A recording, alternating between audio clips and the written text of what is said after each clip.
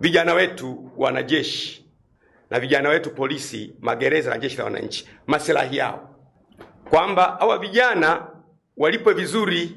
Mimi nasema hivi, huwa nawatania watu, nawaambia kwamba paka mwenye njaa ukamwachia maziwa lita 2, ukamwambia nilindie maziwa yangu, lakini ana njaa, umemwambia kaa hapo ulinde maziwa, utamkuta huyo paka amekunywa ile lita 1, amesema boss, nilipata njaa, ili niendelee kuwa kwenye lindo nimekunywa lita 1. Na sio kwamba huyu paka hana maadili, ana njaa.